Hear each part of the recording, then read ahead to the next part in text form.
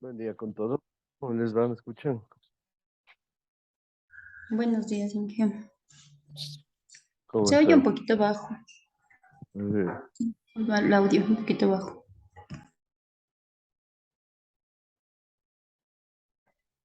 Ahí me escuchan más.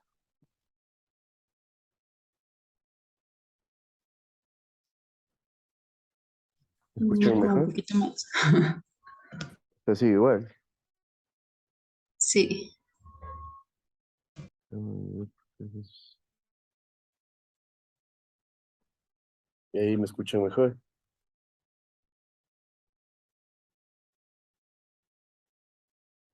yo le oigo igual, Inge. ¿O ahí? Pero bueno. ¿Ahí? No, ahí está más bajo.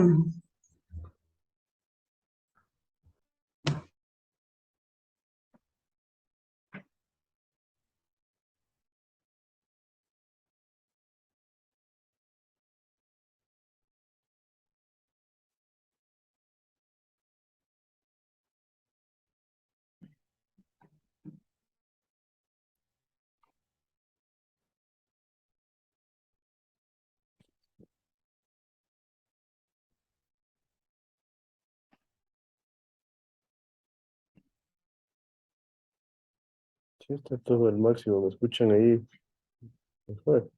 Ahí sí está mejor. Ya. Bueno, entonces vamos a empezar así a manera de la tutoría, lo que estábamos hablando.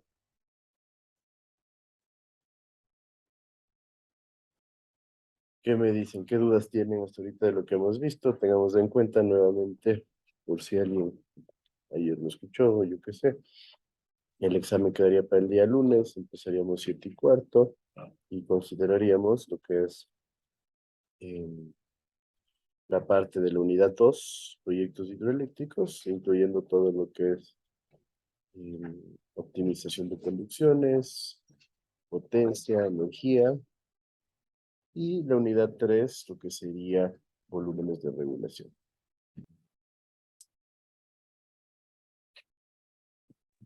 Inge, no lo Ujú. escucho muy bien. Me voy a conectar en otro dispositivo, ¿ya? Ok, Justo ya me entonces, dio. Ya, gracias, Inge. Ya me dio permiso. ya, ¿qué me dice? Inge, no sé si podemos revisar lo que hicimos en clase, ese taller. Ese a mí no me quedó muy claro. El tema de los gráficos y después también cómo obtener los resultados. Los volúmenes. Sí, exacto. El taller que hicimos fue...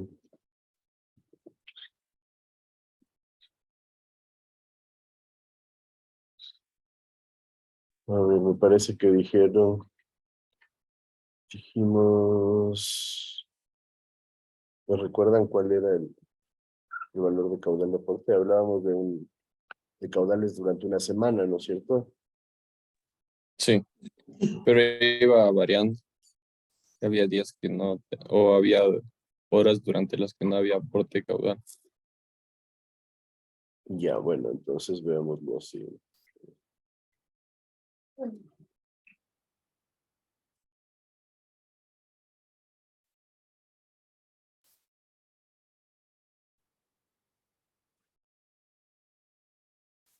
Supongamos que tenemos lunes, martes, miércoles,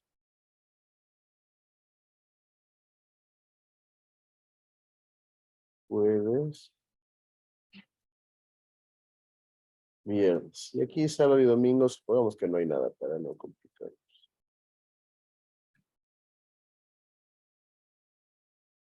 Entonces, primero vamos a partir de los caudales que les di. No me acuerdo exactamente cuáles eran, pero podemos inventarlos. Entonces, si ponemos caudales, ¿qué tendríamos? Primero el histograma se hace con los caudales, ¿no, Inge? Exacto. Y lo otro es con los volúmenes. el otro gráfico. Exacto, tal cual. Bueno, dejémoslo así. Entonces supongamos que tenemos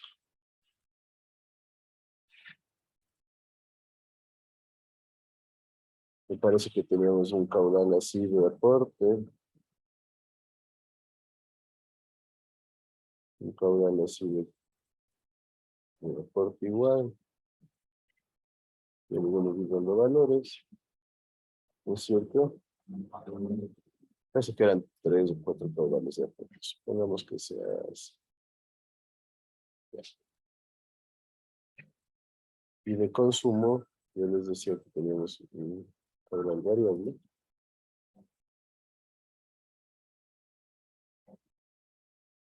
Entonces supongamos que era así.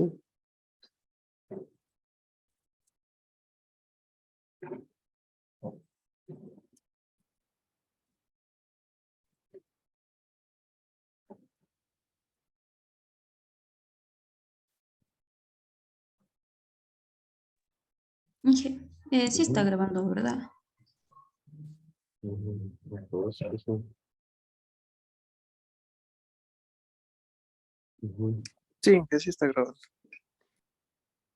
Supongamos que teníamos esos datos. Y supongamos que teníamos lunes, no sé, a las 11 horas, a las 20, no sé, está mal. A las 16 horas. Este de aquí supongamos que es a las 18 horas.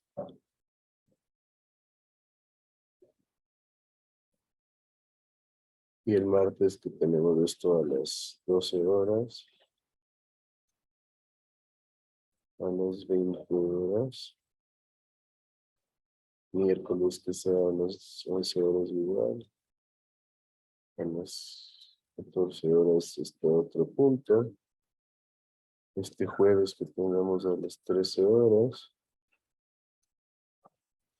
El viernes que tengamos a las 11 horas, ¿no? Estos son los horarios que estaríamos manejando, ¿no es cierto? Entonces vamos a asumir que tenemos como dato, este caudal de aporte es, vamos de 5, constante. Este otro es 6 y este otro es 9 litros por segundo. Acá tenemos uno que sea 5.5 y que va hasta un valor de X. Y este de acá que sea 4, que empiece en un valor. Sumamos que es de X, asumamos que es del mismo punto, los dos. Entonces, ¿qué es lo primero que teníamos que hacer? Sacar las áreas de tanto de lo que es aporte como lo de consumo. Sacar las áreas. Entonces, ¿cuál sería el área de este primero de acá, este rojo? Sería ese por L. ¿Qué sería cuánto?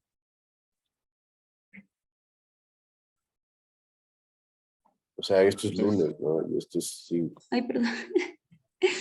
Sería 16 menos 11 por 25. 5.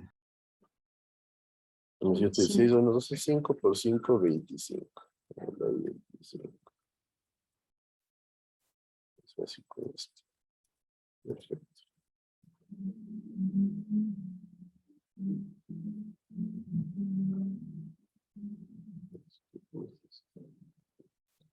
Esta segunda roja de acá, igual sería, ¿cuánto? La de las 20 horas del martes o las 11 del miércoles, tiene 6. 54. 24. Perfecto. La tercera está desde las 13 horas del jueves hasta las 11 horas del viernes. Con 9 No sería litros por 90 eso.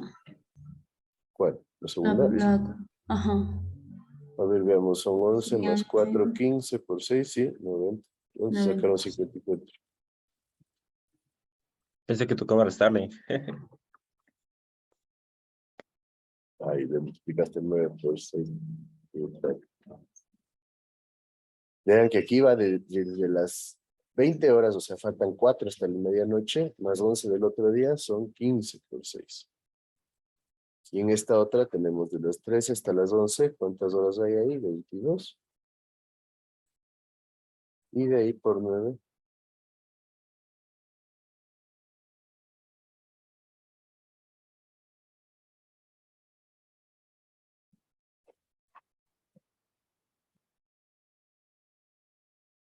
$198.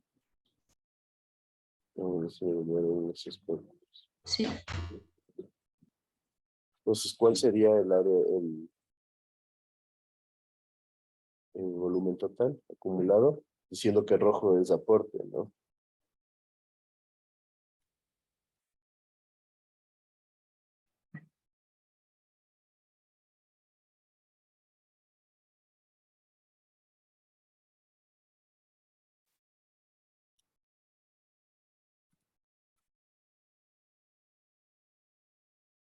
¿Cuánto nos da?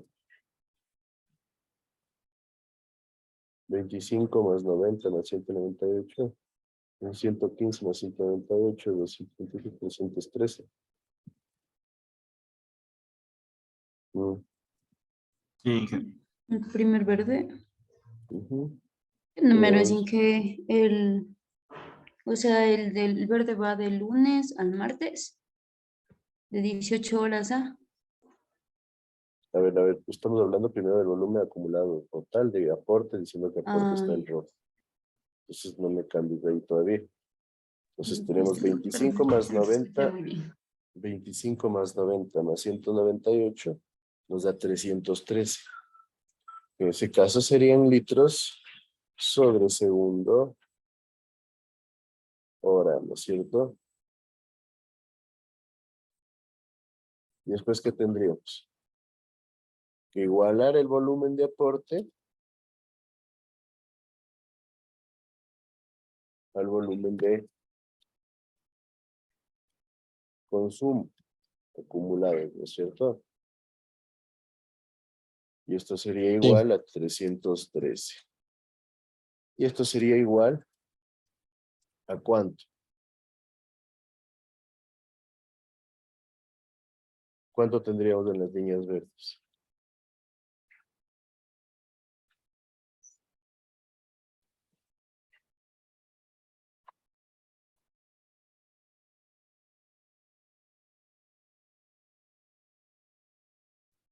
Y disculpe, ¿qué dijo? No se escucha muy bien. ¿Esto sería igual a qué? Yo no me dijeron que ya me escucharon bien. Yo estoy con el audio bien bajito. A O ver, sea, ahí es me escucho del mejor. aporte acumulado, tiene que ser igual al de consumo de acumulado. Exacto, es lo que tiene que Ajá. decir. Está ahí. ¿Cuál sería la ecuación de consumo?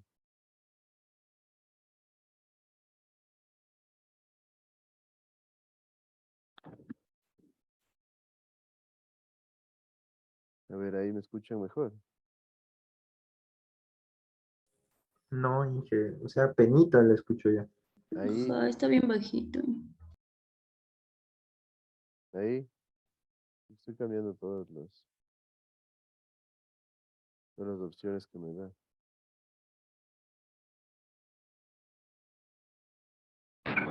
Ahí. Ahí sí se escucha. Ahí sí, profe. A ver, ahí entonces les decía, el volumen acumulado de aporte debe ser igual al volumen acumulado de consumo. ¿Cuál sería la suma de volúmenes acumulados de consumo? Las de consumo serían las verdes, la sumatoria de las áreas verdes.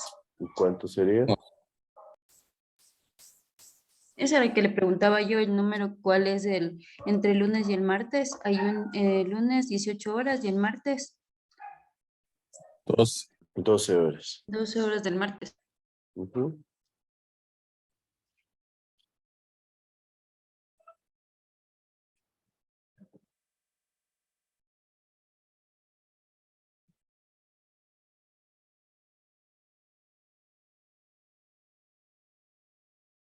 ¿Cuánto sería? Sería X más S, 5.5. X más 5.5 por 18 sobre 2. 18 horas, porque son de las 18 horas a las 24 hay 6.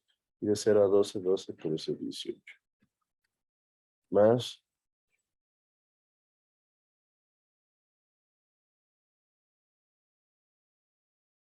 Y el otro va desde el miércoles a 14 horas hasta el jueves, unos 13 horas. 13 horas.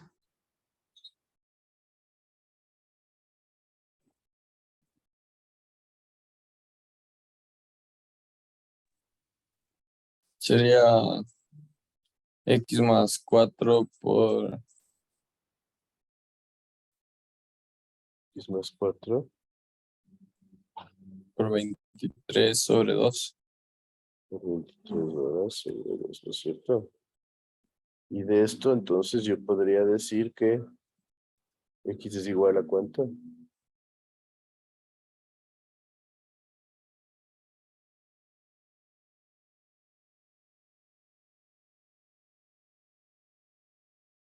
Un ratito.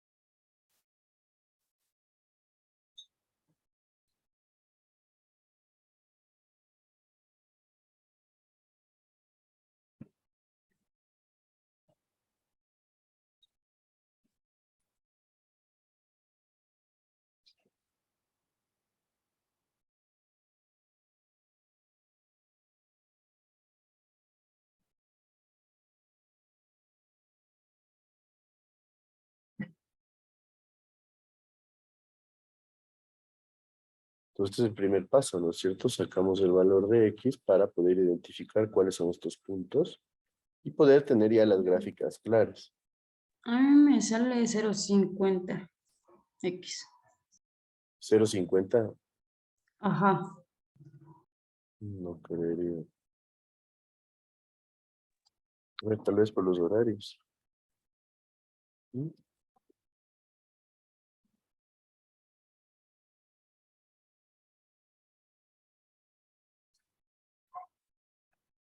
10.6 me dio respuesta a mí, tal vez. Me suena un poco más lógico. Tendríamos acá 9X, acá 11.5X. 10.6. Ah, sí, me sale 10.61. Sí. Ya, 10.61. entonces, sí, está más alto aquí, ya sabemos el valor de X. Ahora, entonces,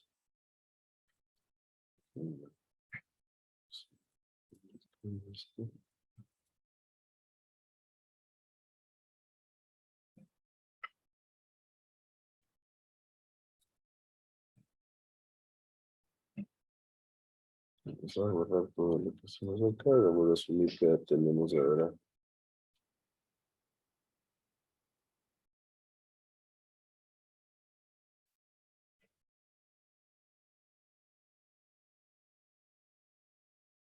la gráfica de volumen. Esperen un segundito que se cargue.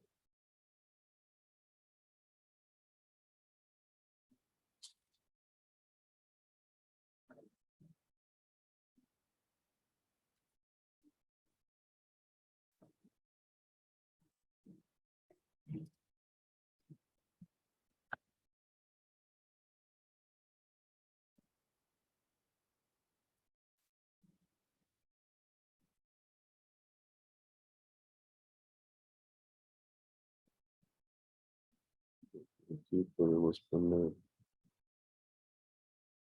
simplemente para tenerlo claro, por acá cómo van los caudales. Si este se convierte en el volumen acumulado,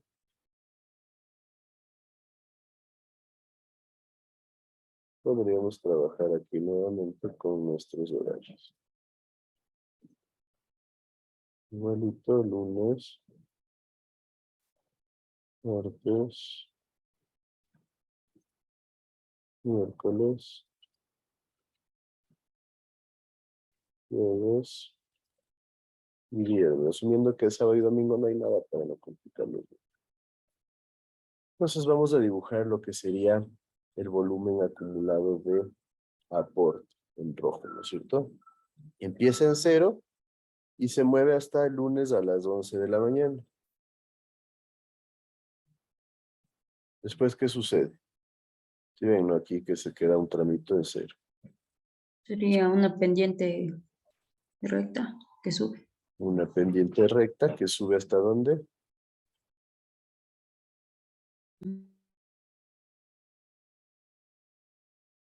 ¿Mm? Hasta 25, ¿no? Hasta 25, exacto. Entonces, para eso pongamos nuestros datos aquí.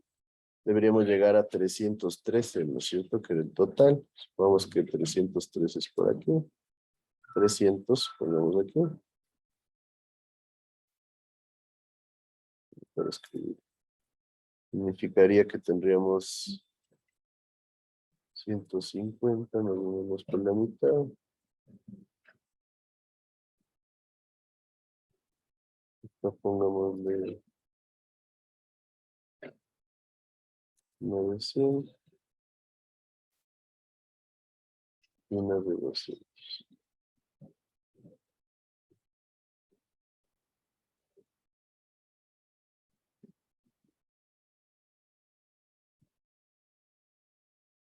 Vamos a parar.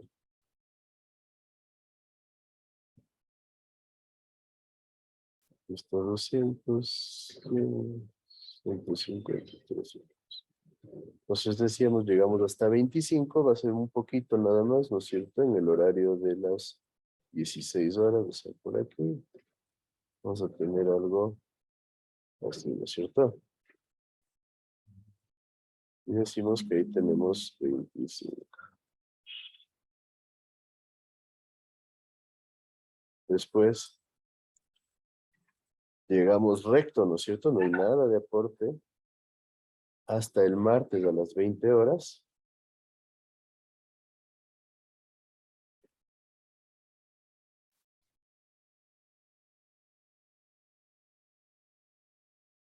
Se mantiene recto hasta más o menos por aquí, que va a ser el martes a las 20 horas. ¿No es cierto? ¿Y de ahí cuánto sube? 90 más, 90. 90 más, o sea, hasta el 115. 115, claro. El miércoles a las 11, ¿no es cierto? Más o menos por aquí podríamos asumir. Y vamos a decir que ahí estamos en el 115. Hay casos en los que la pendiente no sea recta en que, bueno, si es que no fuera constante el aporte, ¿no es cierto? Exacto, si es que tenemos, por ejemplo, acá en verde, vamos a tener una pendiente inclinada. Ya. Entonces de aquí continuamos recto hasta que día, el jueves al mediodía, ¿no es cierto? Empieza el último aporte. Y este último aporte es el fuerte. Y me sube desde los 115 hasta los 313 que se acaba el viernes a las 11 de la mañana. Más o menos por aquí. Entonces ahí vamos a llegar a 313, que es el día viernes a las 11 horas. Yo estoy acá el jueves a las 12 horas, 13 horas. Sí, ¿no es cierto? Ahí sí estamos bien. Ujú. Ya. Ahora, ¿qué pasa con el consumo? Nuevamente empezamos en 0, ¿no es cierto? Porque no tenemos nada. ¿Hasta qué hora? Hasta las horas 18 del día lunes. Pues en la hora 18 vamos a tener un incremento. ¿De cuánto?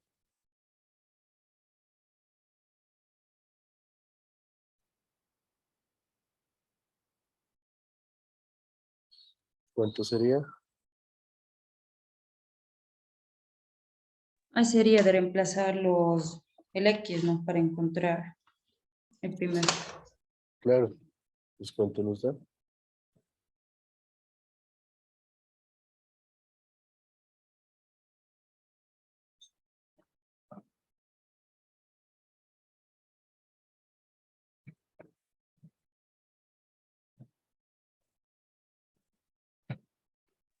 144.9. 144.9. Entonces, voy a ponerle 144.9. ¿Cómo sería el crecimiento aquí? Parabólico. Parabólico. Empezamos con una pendiente grande o pequeña. Pequeña. Ok. Pequeña, ¿no es cierto? Entonces, el martes a las 12 horas, que sería más o menos. Vamos a por aquí, ¿no? Entonces, si lo subimos el martes a las 12 horas, me dijiste da 144. Sí, 145 casi. Entonces se viene algo así. Más o menos, ¿no es cierto? Empezamos con una pendiente pequeña porque empieza aquí a acumular poco y después termina acumulando mucho. Por eso se forma una parábola en esta sentido. Si ustedes quieren definir puntos intermedios, o si les pido que definan puntos intermedios, simplemente sacamos con reglas de 3. Si a la hora 18 tengo 5,5, a la hora 24, ¿cuánto voy a tener? Si a la hora 12 tengo 10,6, a la hora 6, ¿cuánto voy a tener? Como regla de 3 compuesta, ¿no? O sea, una interpolación en esencia. Y ahí pueden ir dando los puntos para que se forme mejor la curva. Llego a este punto y ¿qué sucede? Se mantiene constante recto. Exacto, ¿hasta qué hora? Hasta el miércoles a las 14. Miércoles a las 14 horas.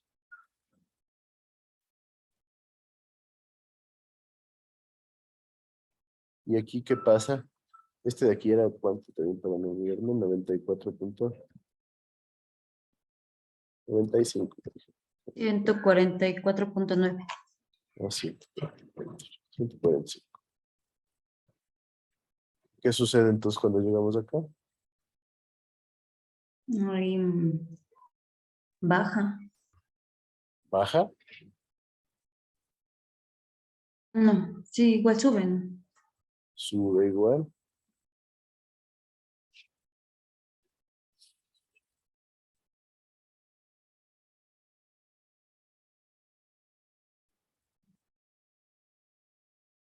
¿Hasta dónde sube?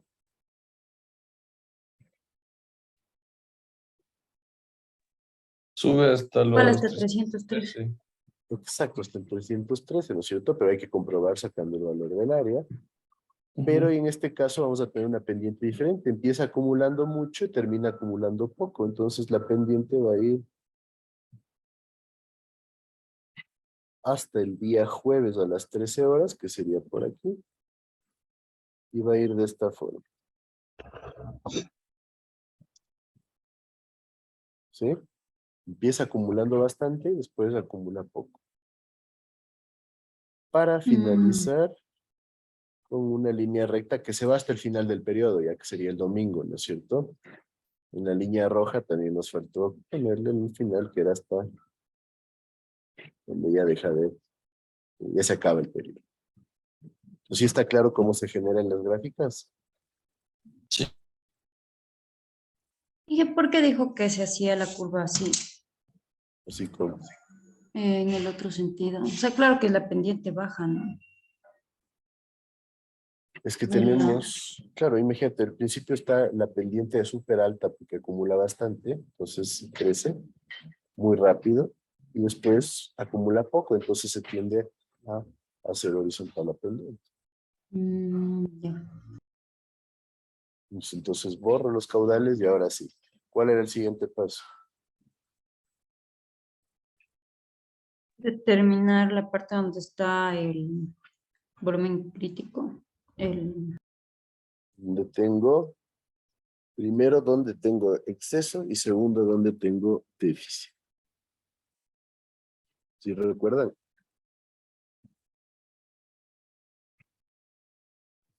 Sí. O sea, al Pues ¿dónde? comienzo tiene déficit y después todo exceso, ¿no?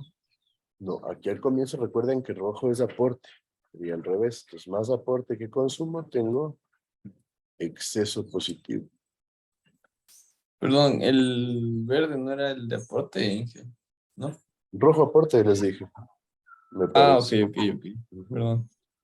no hay problema. Entonces, positivo, exceso, y después tenemos todo en déficit, ¿no es cierto? Negativo. Entonces, ¿dónde estaría el exceso máximo? Está bastante fácil de ver, ¿no es cierto? Aquí. Entonces, ahí tenemos nuestro, de acá abajo para que no moleste, volumen de excesos máximos. ¿Y el déficit máximo dónde lo tenemos? También aquí, ¿no? Parte Nuestro donde punto. está el jueves a las 13. Exacto. Ya está nuestro volumen Inge, de y esa parte déficit. puede ser es solo visual, ¿verdad? No, hay que O, medirlo. Tiene que estar graficado a escala, pues. mm, Es que si no le grafican a escala es medio complejo.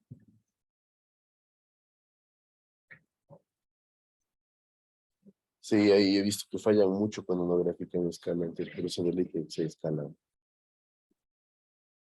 Listo, entonces tengo mi punto del déficit máximo y el siguiente paso, ¿cuál era? Ser paralela. La paralela. ¿Paralela a qué? el punto donde está el déficit máximo. En el punto, pero paralela a qué curva. La de La aporte. de aporte, ¿no es cierto? Entonces yo grafico una paralela que va a ser más o menos así.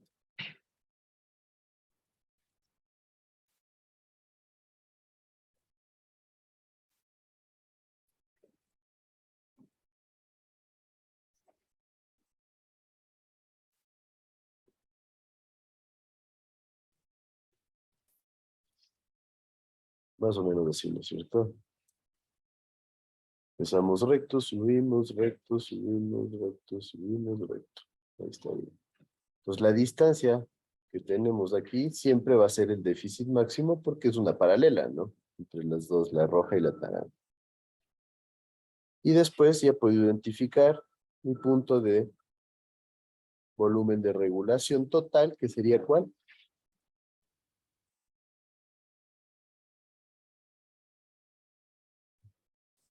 Como Eso, 180 más.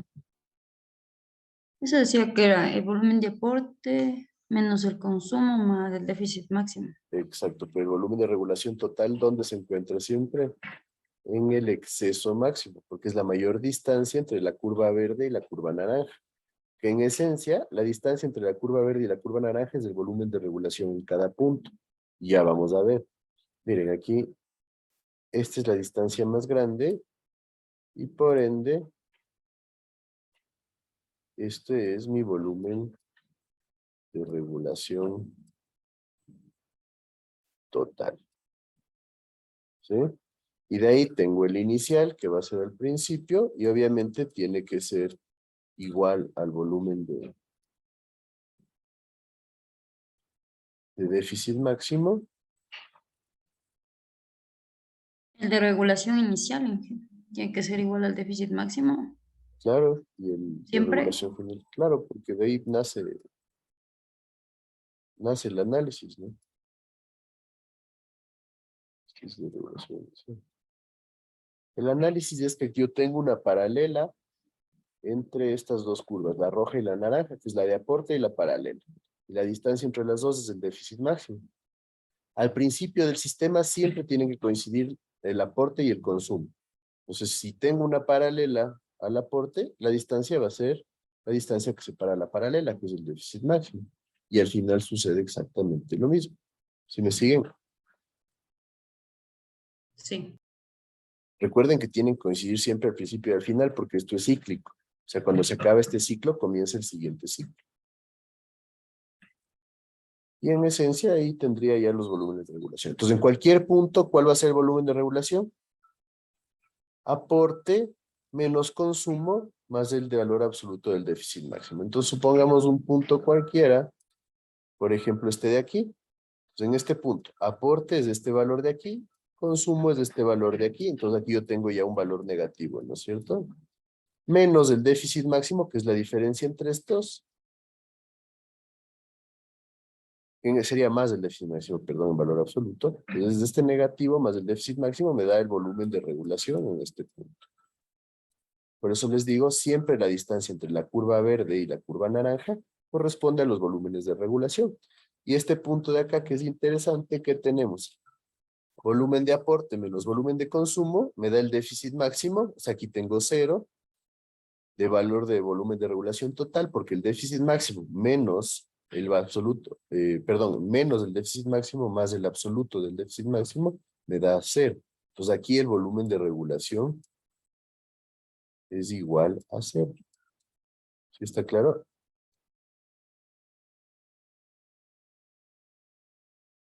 Pero solo en ese punto puede ser 0, ¿no?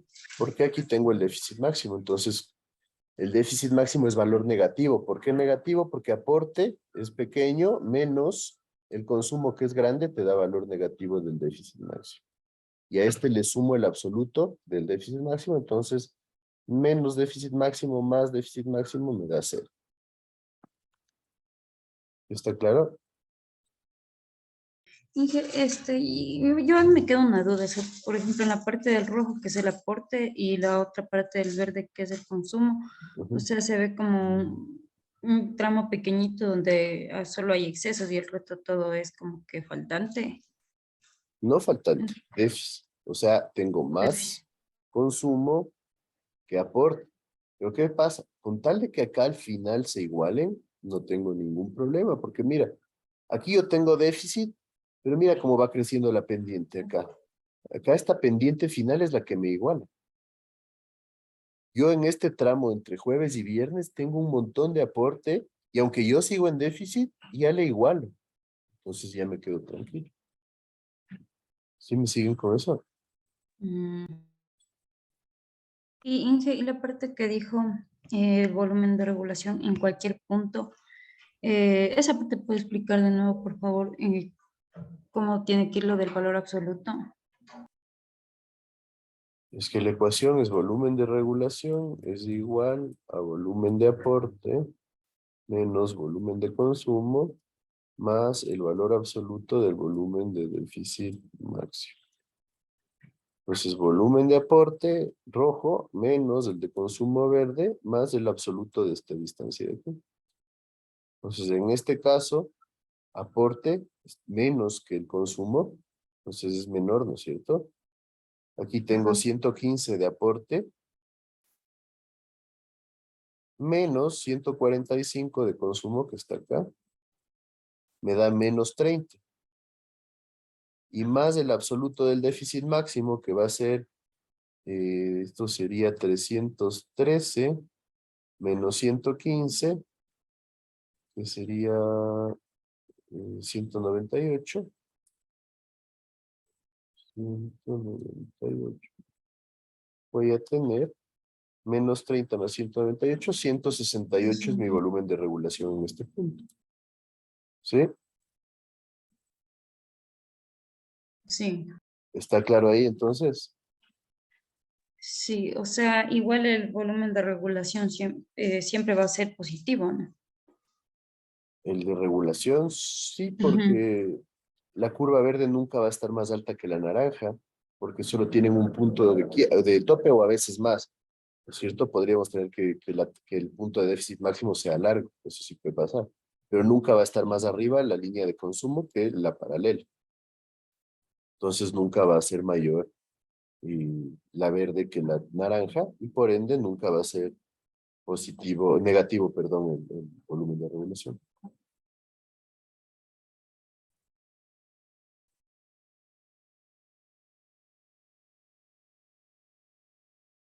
¿Sí está Ya, claro? sí.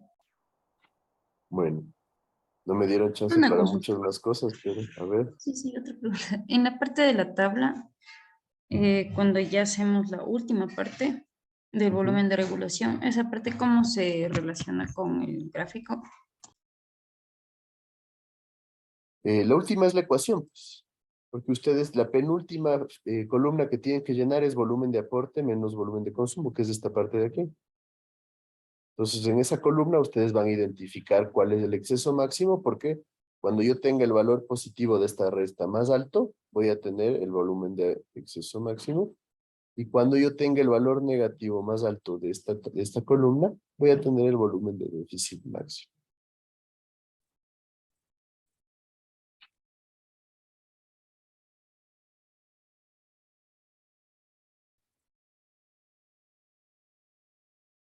¿Qué me dice? El más alto es el déficit máximo, el más alto en la última columna de la tabla. El negativo más alto.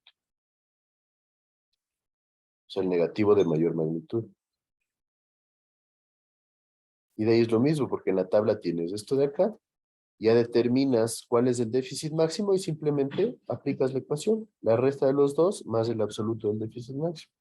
Y en esencia sacas todos los puntos importantes que has definido en la tabla con su respectivo volumen de regulación.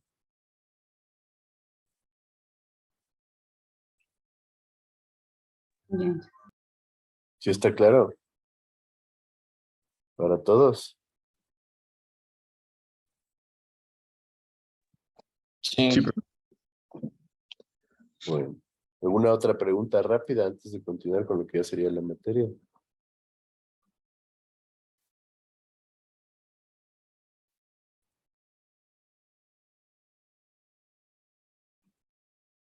¿Qué me dice?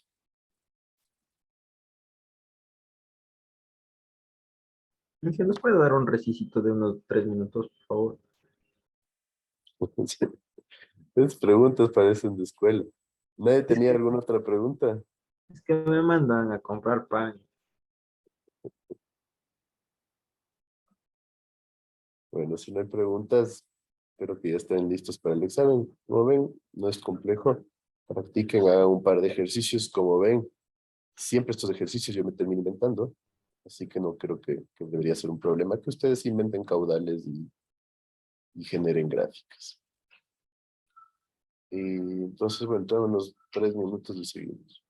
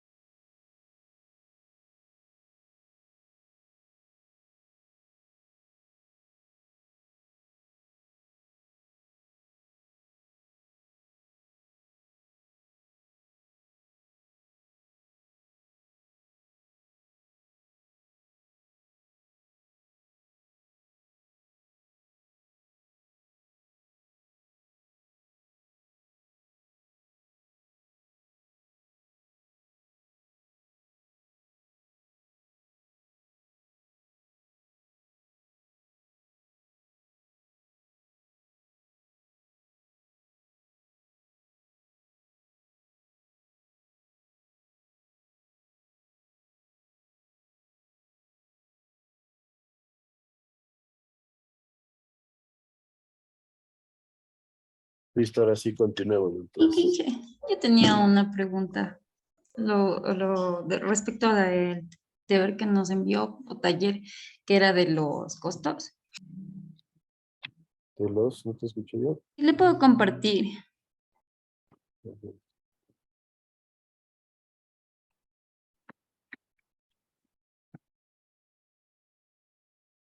Ya, solo era esta parte de aquí, donde está esta fórmula, la de ese promedio.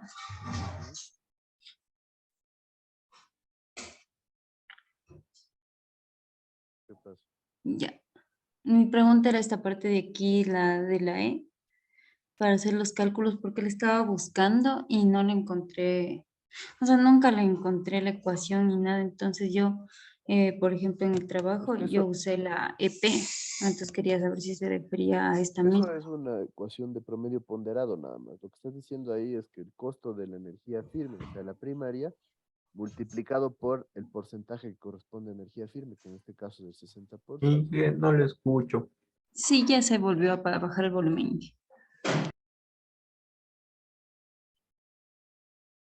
Ahí, a ver, espérenme un segundito, a ver si arranca. Sí, porque sí se oye, pero bien bajito.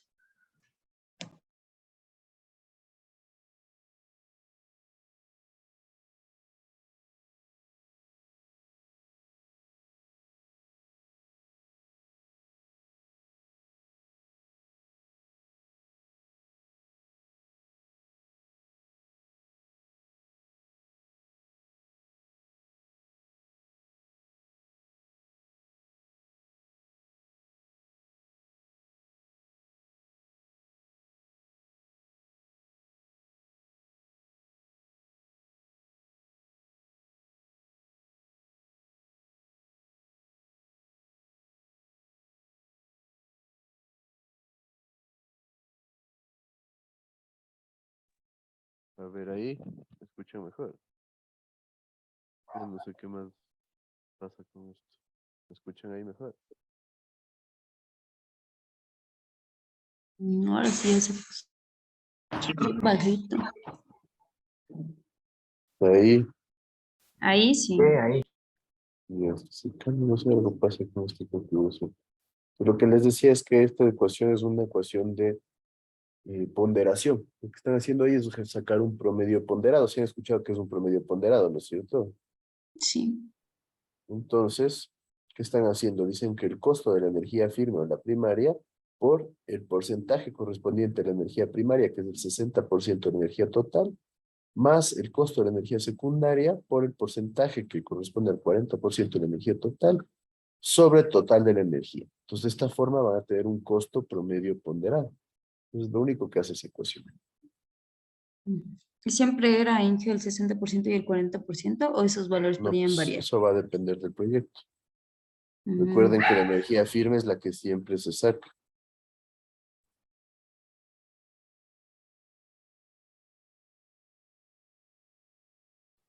¿Sí está claro? Pero bueno, ahora sí me toca pasar a la materia. Entonces, ya, ya, quito.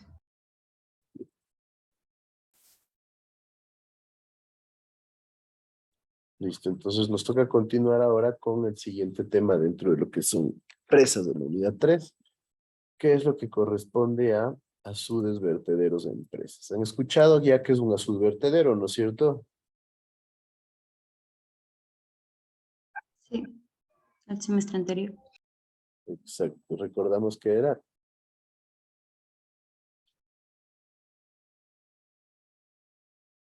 Era una obra que se construía para medir caudales. Es una obra que se construye no necesariamente para medir caudales, puede usarse para medir caudales, pero también puede usarse como un elemento para generar un incremento del nivel en el agua, que es uno de los usos principales. Puede generarse para una retención de elementos sedimentarios o asolve para generar o evitar que pasen demasiados sedimentos a una estructura más importante. Puede generárselo para controlar lo que es inundaciones debido al incremento de nivel que genera en el agua. Entonces tiene varias aplicaciones. Y en esencia, un azul vertedero es un vertedero que nace, como vimos el semestre anterior, de un vertedero de pared delgada. Sí recuerdan todos el vertedero de pared delgada, ¿no es cierto? Que en esencia el vertedero de pared delgada buscaba lo mismo, que se eleve el nivel del agua. Entonces, tenía varios problemas. El primer problema, que se generaba mucho empuje en el vertedero de pared delgada, entonces era muy fácil que se produzca un volcamiento de este vertedero de pared delgada. Entonces no podría construírselo en alturas importantes.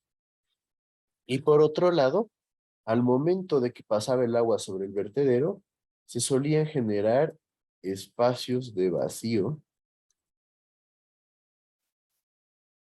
en la espalda del vertedero. Si se generaban estos espacios de vacío, lo que sucedía era que se empezaban a, en casos extremos, a generar aquí cierta erosión del material. E inclusive aquí en la parte de atrás también se podía generar erosión o socavación. Entonces todos estos problemas de los vertederos de pared delgada llevaron a que los investigadores busquen un perfil diferente. ¿Cuál era la razón de este perfil diferente? Que el agua tome la forma, más bien dicho, que la estructura tome la forma que el agua toma después de un vertedero de pared delgada. Un salto de este tipo, ¿sí? ¿Con qué razonamiento? Evitar que se formen vacíos y evitar el exceso de turbulencia en la parte posterior. Entonces, permitir que el agua fluya de la mejor forma posible después del vertedero. Y así nació el vertedero de pared normal, el azud vertedero, vertedero de cimacio, vertedero tipo West o algunos otros nombres con los que se lo identifica. ¿Sí está claro entonces esto? Sí. Perfecto. Entonces, ¿qué usos tiene? Ya hablamos de algunos. Se lo puede usar en pequeñas centrales hidroeléctricas para captaciones de agua. El principal uso de un azul vertedero suele ser una bocatoma, una captación lateral de agua. ¿No es cierto? Todos hemos escuchado que es una bocatoma, ¿sí o no? No. ¿No? ¿Nunca han escuchado una bocatoma? Aquí en el Valle de los Chillos hay una bocatoma, ¿no?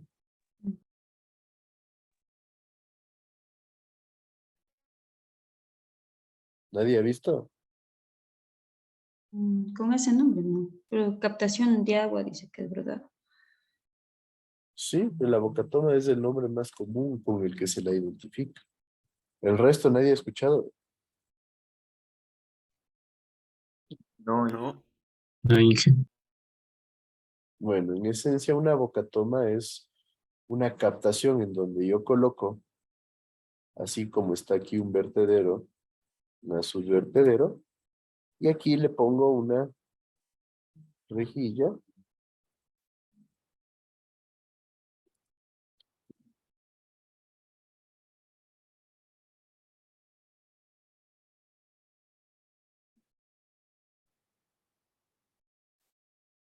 Entonces lo que yo hago es colocar una rejilla y aprovecho lo que es el incremento de altura que se genera y por esta rejilla yo capto el agua, me llevo el agua. Entonces, eso es en esencia una bocatoma. La bocatoma, yo les diría, es la estructura de captación de agua probablemente más común dentro de todo los elementos de estructuras hidráulicas que se manejan. Y la bocatoma se suele usar para pequeñas centrales hidroeléctricas, para captaciones de agua potable, para captaciones de riego. En la mayoría de zonas que tenemos una pendiente mediana a baja, ¿sí? De ahí también se suele usar el azul vertedero como un elemento de captación en las captaciones que se conocen como tipo captaciones de rejilla de fondo, se les llama, o también captaciones caucasianas o tomas de agua caucasianas, que son en esencia un poco similares, pero con una característica de que la rejilla está colocada en la espalda. ¿Qué sucede? ¿Qué creen que pasa si yo coloco una rejilla en la espalda aquí del vertedero y pasa todo el agua sobre esa rejilla?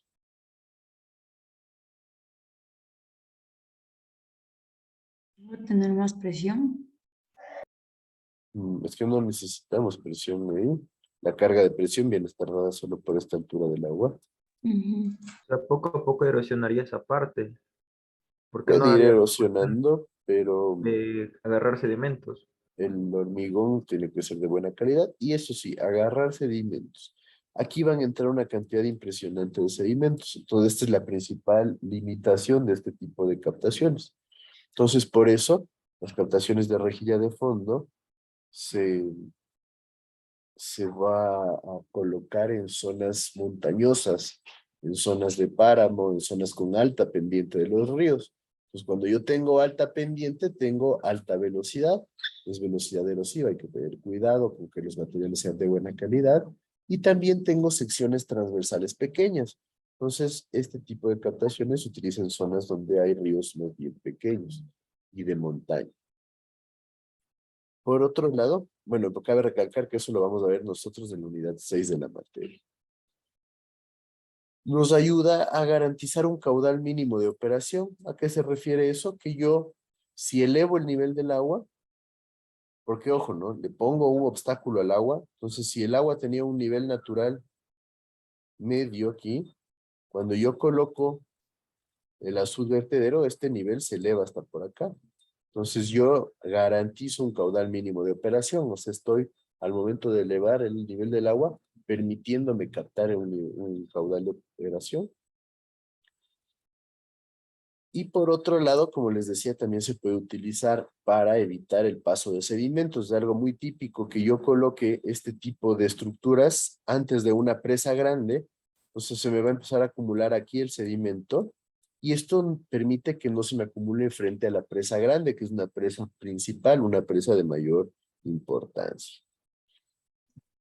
Pero Como ¿y acá, después cómo se limpian esos sedimentos, Inge? ¿O no? se generan procesos de dragado.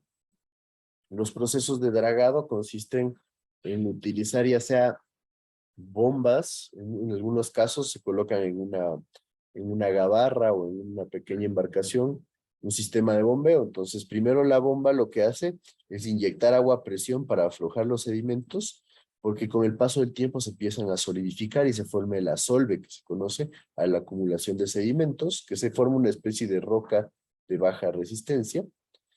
Entonces, nosotros con agua a presión le disolvemos un poco a la roca y después con una bomba de succión llevamos todo ese material hacia la embarcación. Otra forma de hacer el dragado es con maquinaria, ¿no es cierto? Cuando son estructuras pequeñas, yo puedo ir con una retroexcavadora y sacar. También se suele trepar retroexcavadoras sobre gabarras para poder generar la limpieza. Hay que tener mucho cuidado, a veces ha habido accidentes de que se termina volcando la gabarra, entonces hay que tener mucho cuidado. De ahí, si son presas un poquito más grandes, pueden tener una estructura en donde hay un brazo mecánico que ayuda a generar limpieza. Entonces sí hay varias opciones para lo que es el dragado. Ustedes deben haber escuchado el famoso dragado del río Guayas que ya se está buscando generarlo o cumplirlo, ¿no?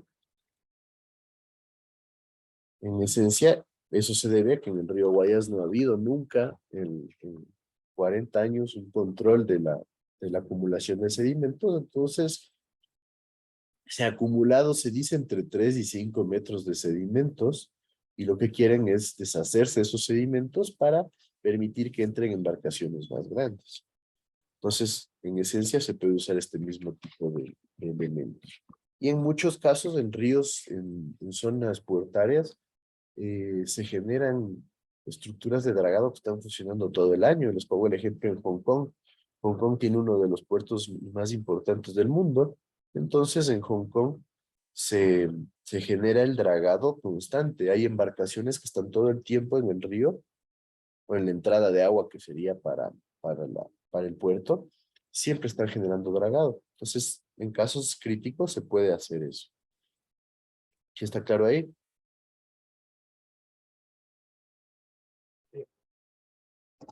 Sí, profe. No, perfecto.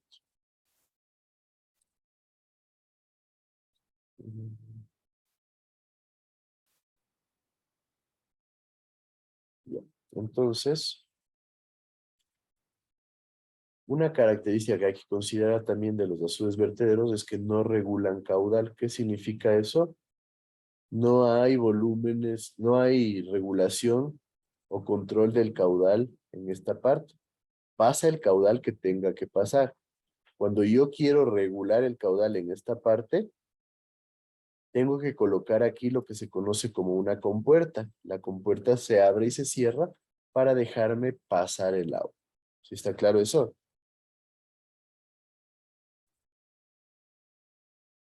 Y eso la compartiría encima del vertedero. Claro, la compuerta va encima del azul vertedero.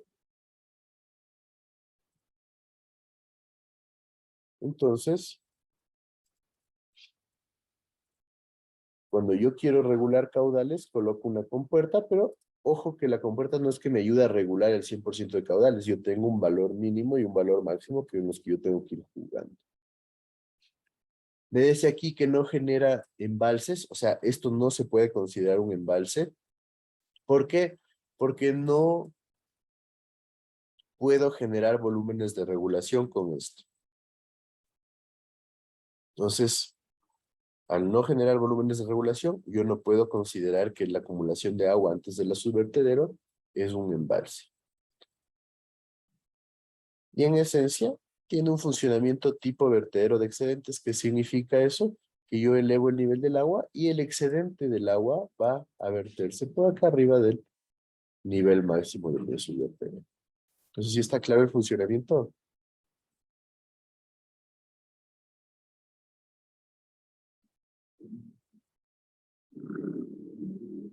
¿Qué me dice?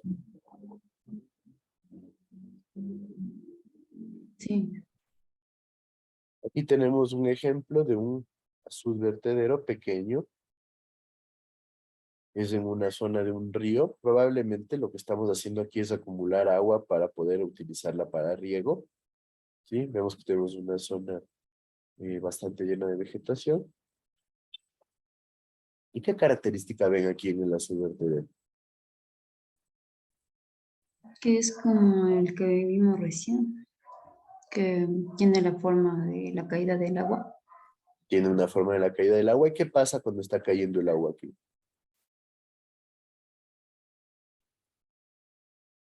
Se ve como que no hay turbulencia, no hay tanta turbulencia. Aquí no tenemos mucha turbulencia, pero ¿qué vemos? ¿Qué característica más vemos en este flujo? Está sucia los sedimentos. Con- ¿Y dónde ves sedimentos? Lo que se ve Antes es que el del flujo sigue la vertedero pendiente de está la... colapsado ahí, Aquí con vemos que hay basura por material. ser. Ajá. Entonces esto nos da una idea que el sedimento se acumula aquí adelante de la estructura, ¿no? Que es lo que hablábamos, es algo común. Y aquí me decían que el agua sigue la forma de la estructura, perfecto. Y parecería que aquí hay una altura del agua grande o pequeñita. Normal, no tan grande.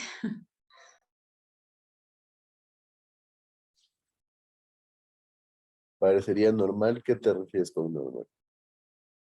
O sea, así como se le ve, no parece que fuera un vertedero tan grande ni que tuviera un espesor tan grande como por ejemplo de una represa, así que sí se ven espesores súper grandes. Claro, pero en la estructura. Yo me refiero al agua, a la capa de agua que está pasando. ¿Qué podríamos decir de esa capa de agua? Es delgada. Tiene una altura súper bajita. Y si yo tengo una altura súper bajita, eso significa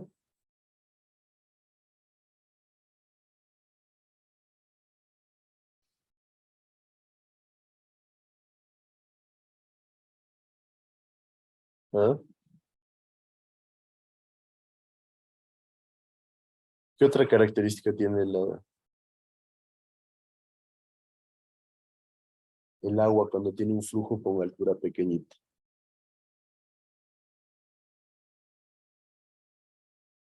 No ¿Nadie? generamos turbulencias ni No. socavaciones. No, que no genera mucha turbulencia. Velocidad baja. Velocidad baja.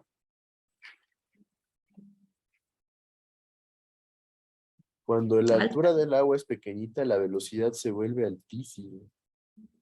Y esta es una de las características que hay que controlar en un azul vertedero. El agua, en esto que se conoce como la espalda del vertedero, toma una velocidad muy alta. ¿Y qué puede generar una velocidad muy alta? La abrasión del material. Erosión y socavación. ¿En dónde? En esta En parte el de acá. hormigón. El hormigón tiene que tener una resistencia suficiente. Pero cuando llega acá, ¿qué sucede? Choca toda esa cantidad de agua con este punto. Y si ven que aquí se genera mucha turbulencia, si ven toda la espuma que se está generando, eso es turbulencia. Y esta zona se vuelve crítica para la erosión y socavación. Entonces, ¿podría yo dejar esta zona de tierra?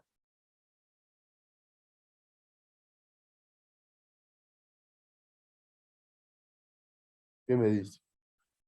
O sea, tendría que el hormigón también construirse con alguna curvatura en la parte de abajo. Normalmente sí, se genera una curvatura. Y aparte tengo que generar una losa de hormigón aquí que se conoce como zampeado. No lo voy a escribir totalmente, pero zampeado. Y el zampeado sirve para evitar que se genere erosión y socavación en el suelo. En esencia, lo que estoy haciendo es buscar una forma de disipar toda la energía. Y ahí nace la necesidad de los disipadores de energía. ¿Sí? ¿Se acuerdan que yo les mandé eso inclusive como parte de su consulta? ¿Sí? Entonces hay que tener mucho cuidado con la erosión y socavación después de la estructura. Entonces, en esencia, un azul vertedero, en la gran mayoría de casos va a ser vertical la pared frontal. Este se le conoce como pared o paramento frontal, de donde se define como altura P a la altura del paramento hasta la cresta o corona. Esto se le conoce como la cresta o corona de mi azul vertedero. Es el punto más alto. Pues toda esta altura es la altura P del paramento frontal. Acá tengo la espalda. La espalda es la que tiene una forma peculiar, ¿no es cierto? Aquí suelo requerir generar una curvatura. Ya después vamos a ver cuando veamos la geometría. Y luego viene el colchón disipador o el zampeado que hablábamos. El colchón disipador tiene que calcularse para evitar que la estructura sufra socavamiento o erosión en la parte posterior. Entonces, normalmente, y aquí me anticipo un poco a temas futuros, se utiliza el resalto hidráulico para generar esta disipación de energía. ¿Todos tienen claro qué es el resalto hidráulico?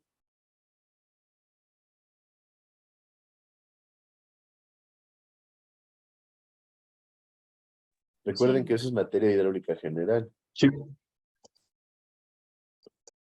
¿Recuerdan cuándo se produce un resalto hidráulico entonces? En las aguas abajo de las represas. Sí, pero cuando hay un cambio de qué tipo de flujo. Cambio de velocidad. Supercrítica, subcrítica. Exacto, cuando hay un cambio de flujo supercrítico a subcrítico se produce el resalto hidráulico. Supercrítico aquí, alta velocidad, baja sección transversal, subcrítico aquí, baja velocidad, gran sección transversal. Punto perfecto para un resalto hidráulico, entonces yo aquí busco que se me genere un resalto perfecto para disipar la energía de forma adecuada. Y ahí nace la necesidad de los disipadores de energía. Pues lo mismo, me dice que la energía específica de diseño se denomina H sub O. Recuerden, energía específica corresponde a la suma de carga de presión más carga de velocidad. Entonces, la carga de presión va a ser la altura del agua antes del vertedero sobre la cresta o corona. Y la carga de velocidad, que aquí está como H sub A, es la carga de velocidad con la que llega el agua antes de la cresta o corona. Entonces, de esa forma yo tengo P, la altura del paramento, H minúscula O, la altura del agua o la carga de presión antes de llegar al vertedero, H sub A es la altura de la carga de velocidad y H mayúscula sub O es la energía específica, que es la suma de carga de velocidad más carga de presión. La H subo dijo de presión. La H minúscula, sí, carga de presión. Recuerden que los componentes de Bernoulli son Z más carga de presión más carga de velocidad.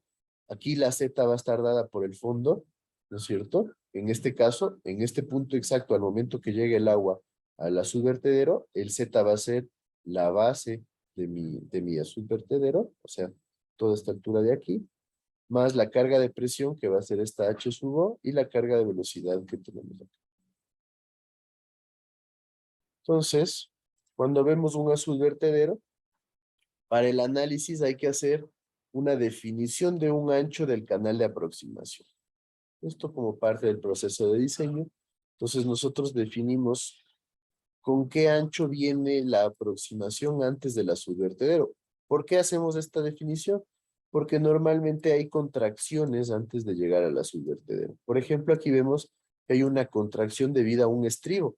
Este estribo o muro de ala es un muro lateral que se suele hacer de hormigón para generar sostenimiento de mi estructura. En algunos otros casos, también la topografía de la zona nos obliga a reducir la sección transversal.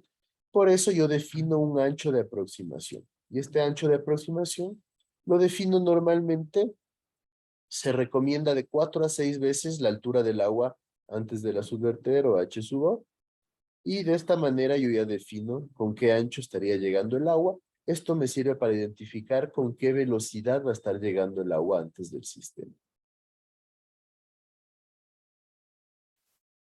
Después, debemos definir la longitud del vertedero. Normalmente se determina como L sub B.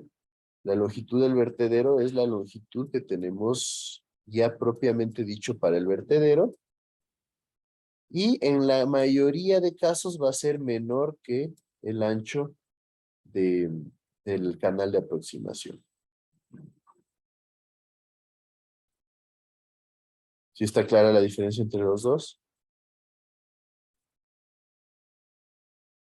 Sí. Si en algunos casos yo tengo pilas, como ven aquí, tengo que hacer una corrección para la longitud del vertedero.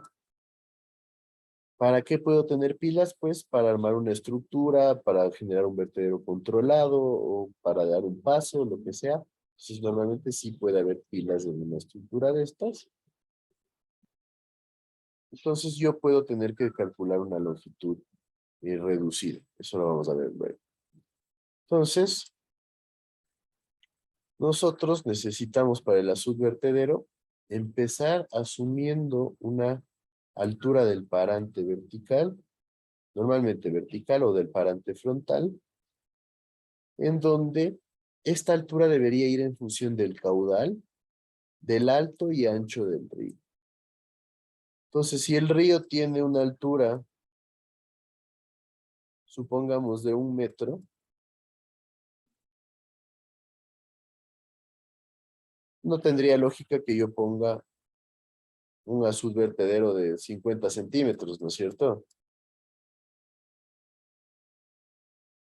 Yo lo que busco es generar una buena elevación del agua, entonces podría tratar de subir con un vertedero tal vez de 1,20 m o 1,50 m o algo así, que quede un poco más alto que el nivel del agua, de tal manera que después se produzca este efecto. ¿Sí? Entonces esto nos va a dar la experiencia y nosotros normalmente debemos determinar diferentes opciones para la altura del paramento frontal. Entonces, el diseño lo voy a hacer en función del caudal crítico. El caudal crítico en este caso, ¿cuál creen que sea?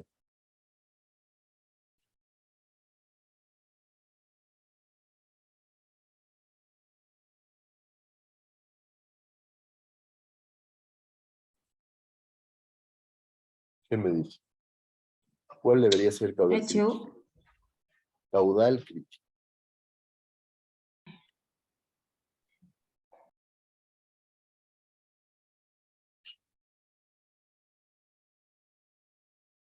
O sea, sería lo que es la altura distancia P más HO y eso se tendría que ver el volumen y ver en el No, tiempo. porque ahí me estás dando energías, me estás dando cargas. Pero yo estoy hablando de caudal. ¿Cuál sería el caudal crítico para una estructura de este tipo?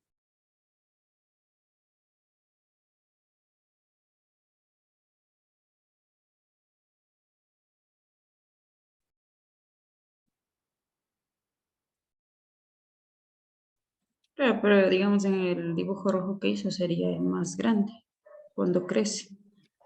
Es el caudal máximo de crecidas que podríamos mantener en el río. ¿Sí? Pues ¿de qué va a depender el caudal crítico? De la velocidad. No, del periodo de retorno que yo tenga para mi proyecto. No se me olviden de esas cosas. El periodo de retorno me indica cuál es el caudal máximo que se ha producido durante un periodo de tiempo o que se espera que se produzca durante un periodo de tiempo. Entonces, yo tengo que definir el periodo de retorno para mi proyecto y en función de ese periodo de retorno definir cuál es el caudal crítico. Obviamente, mientras más grande es el periodo de retorno, más grande va a ser el caudal crítico. Entonces, yo tengo que ir a la estadística hidrológica del río y determinar cuál es el caudal más grande que se va a presentar. ¿Sí está claro? Sí. Listo. Entonces, yo tengo que definir mi valor del parámetro frontal y no se olviden la longitud del vertedero. ¿De qué va a depender la longitud del vertedero?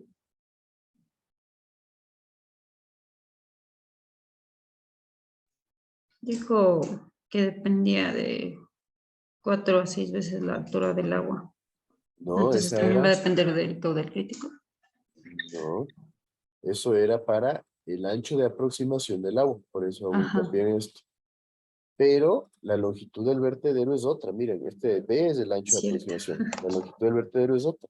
La longitud del vertedero depende del espacio que yo tenga, obviamente que sería el ancho de mi aproximación, de mi canal de aproximación, y también de la estructura que yo voy a armar. O sea, yo tengo que aquí recortar, si es que tengo un muro de ala grande, tengo que recortar los anchos de ese muro, y si formo una estructura de este tipo, ¿no es cierto? Que me ayuda a sostener mejor lo que es la parte lateral de acá, tengo que reducir toda esta sección que se pierde y después, si es que yo necesito estructuras adicionales, como por ejemplo un canal de limpieza, que suele ser típico cuando yo tengo un azul vertedero, contar con un canal de limpieza al lado del azul vertedero, también tengo que reducir ese ancho para definir la longitud del vertedero.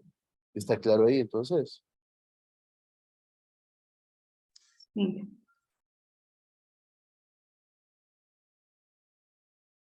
¿Todos?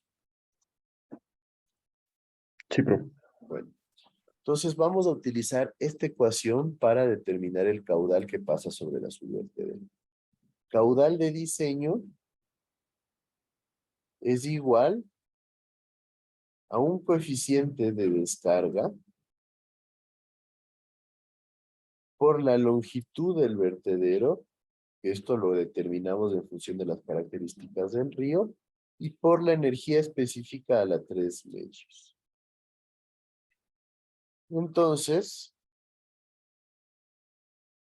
en esta ecuación, ¿conozco el caudal de diseño? No, Sí, lo conozco Sí. porque les dije, nos vamos a la estadística hidrológica y lo sacamos. ¿Conozco el coeficiente de descarga?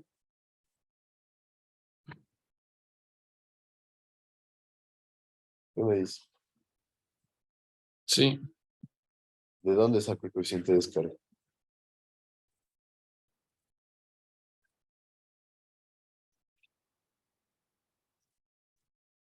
No lo hemos hablado todavía. Entonces, ahí dice, se obtiene de un diagrama de función de la relación de P sobre HO. exacto. Depende de un diagrama. Y en ese diagrama tengo como variable HO.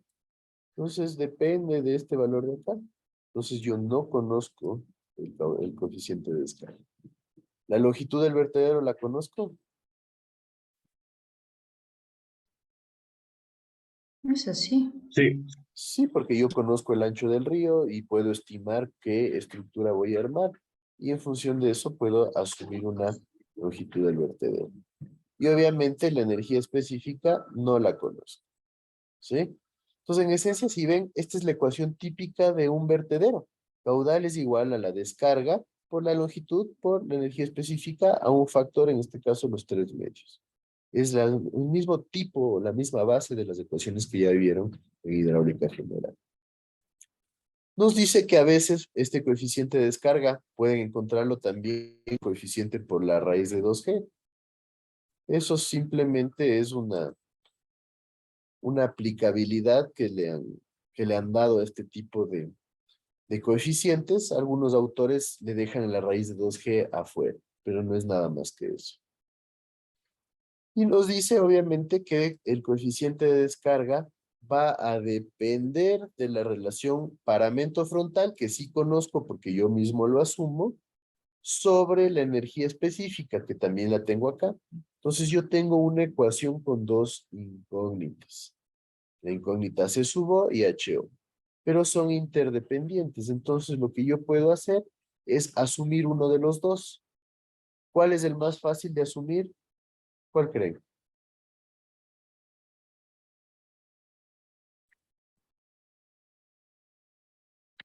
La P.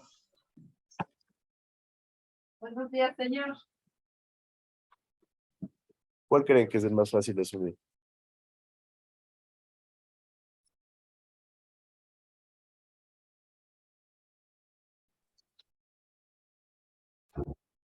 coeficiente de descarga, pues. El coeficiente de descarga. En esencia, el coeficiente de descarga viene dado por una gráfica que es de este tipo, en donde el coeficiente de descarga, aquí no sé por qué se me ha puesto un poco borroso, pero normalmente se encuentra con valores desde más o menos 2 hasta 2.18, que es el límite de acá. Entonces es una diferencia muy pequeña la que yo tengo entre los coeficientes de descarga. ¿Sí ven? Entonces es un rango pequeñito, entonces me da paso a que yo pueda asumir un valor en este rango, ¿sí? ¿Por qué le estoy desechando esta parte de acá? Porque miren, acá tengo P sobre HO. Entonces cuando yo tengo un valor de P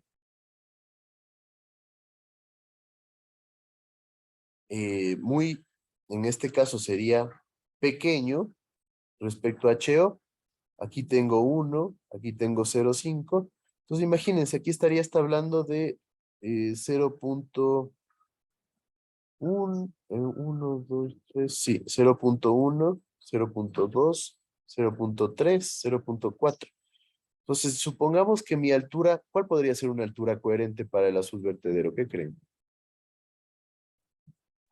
Unos 3 metros tal vez. Podría llegar a 3 metros, ¿sí? Normalmente lo normal es en un vertedero pequeño, desde 1 metro y hasta un grande que podría llegar a 5 metros. Pues pongamos en un vertedero pequeño de 1 metro, esto significaría que la altura del agua en este tramo de aquí es 10 veces más grande que la altura P. Entonces tendríamos 10 metros. Me conviene hacer un vertedero con una altura de 1 metro y 10 metros de agua encima, casi que no va a generar influencia. ¿Sí? Peor en un vertedero grande, un vertedero de 5 metros, tener 50 metros de altura del agua, imposible, ¿no es cierto? Entonces, por eso descartamos toda esta zona inicial. Y empezamos aquí, inclusive podríamos empezar un poco más arriba por acá, y podríamos decir tal vez que podría ir entre 2.06, 2.08 hasta 2.18, ¿sí? Entonces ese rango es muy pequeñito. Entonces, normalmente lo que yo suelo decir es que el rango de C sub O es entre 2.05 hasta 2.18.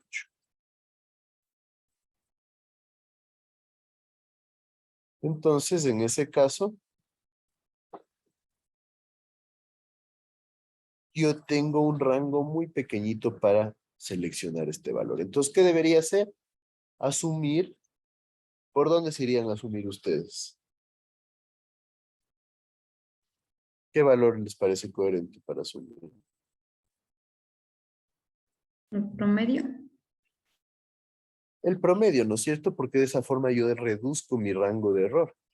Entonces, lo óptimo es empezar por un valor promedio que solría estar entre 2.11 hasta 2.14. Suelen ser valores típicos para iniciar. ¿Y me siguen con eso? Sí. Entonces, yo selecciono un valor de estos, me voy a la ecuación, determino h sub o, porque ya tendría solo una ecuación con una incógnita, y vuelvo a esta ecuación, ya conociendo el valor de h sub o, y recalculo dónde va a estar mi coeficiente. Entonces, si es que mi coeficiente varía, vuelvo a hacer un recálculo, vuelvo a identificar un nuevo coeficiente, determino h sub o, y vuelvo a determinar cuál sería mi coeficiente c sub o. ¿Sí? Normalmente, al ser un proceso iterativo, con 2 iteraciones, podríamos tener suficiente. Entonces, ¿sí está claro cuál es el proceso?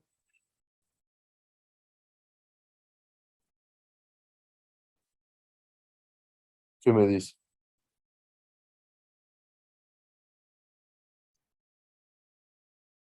Yo no entendí mucho lo de las iteraciones.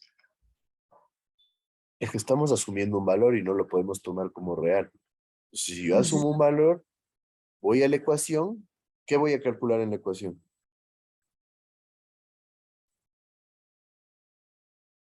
El cubo. ¿No? Si el cubo es un dato, viene de la estadística hidrológica.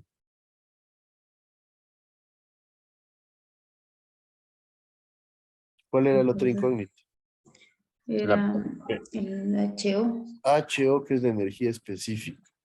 Pues HO es aquí el dato. Entonces, si yo identifiqué un valor de C sub O, calculo H sub O, entonces yo puedo venir acá a esta gráfica, como ya tengo P y tengo H sub O, puedo volver a la curva y recalcular C sub O. Si es que es el mismo que yo ya lo hice, pues perfecto. Si es que no es el mismo, tengo que volver a la ecuación y recalcular H sub O. Por eso es un proceso iterativo.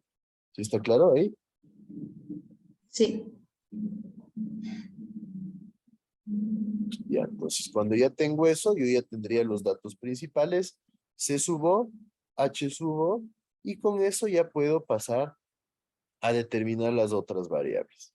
Aplicando Bernoulli me queda una ecuación de este tipo, donde me dice que si yo tengo una sección de aproximación, el Bernoulli lo voy a aplicar entre la sección de aproximación y el punto de ingreso al vertedero, me resulta en que la altura del paramento frontal más la energía específica va a ser igual a T sub O, que es un valor que todavía no lo hemos expuesto, y T sub O corresponde a la altura total del agua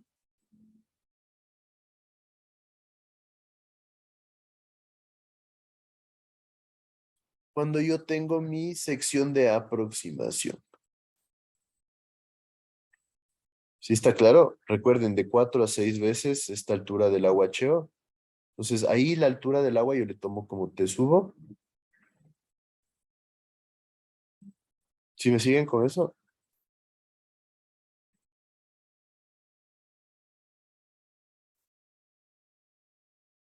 ¿Sí o no? Sí. Entonces, tengo en la sección de aproximación, T sub O, la altura del agua, más la carga de velocidad cuando tengo la sección de aproximación, va a ser igual a la altura del parámetro P más la energía específica al momento de ingresar el agua, justo la energía que tendríamos al momento de que esté entrando el agua a nuestro sistema. Entonces no asumimos pérdidas entre estos dos tramos porque son pérdidas despreciables. Y en esencia, con esta ecuación, yo puedo determinar ya mi valor de T sub O. ¿Cómo lo hago? Porque el valor de la velocidad de aproximación va a depender de mi caudal de diseño sobre el ancho B, que es el ancho de aproximación, por la altura del agua TO.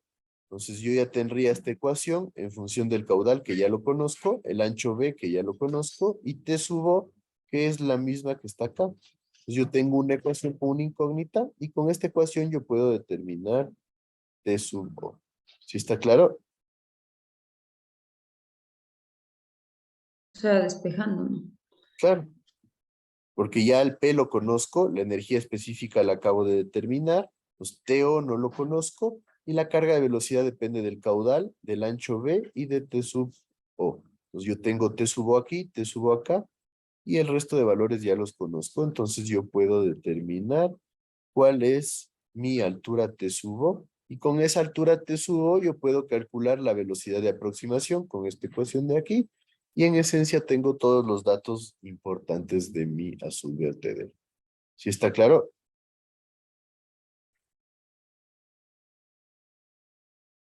Aquí está cómo Sí, quedaría la ecuación. Entonces, yo tengo que hacer este análisis para varios valores de P.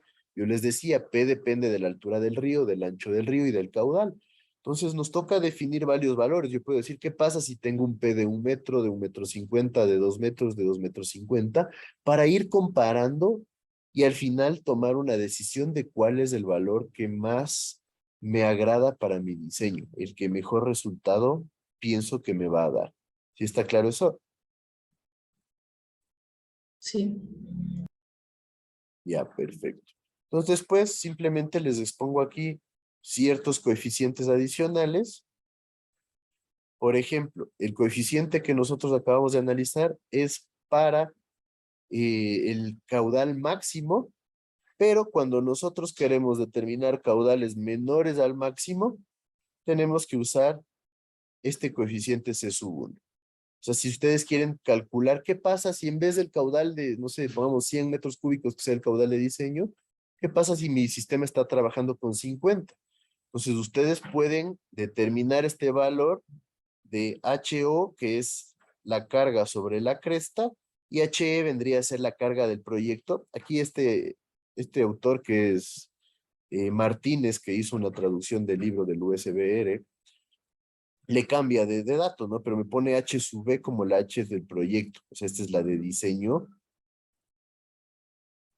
Y después quedaría la otra como caudal o altura, perdón, de comprobación.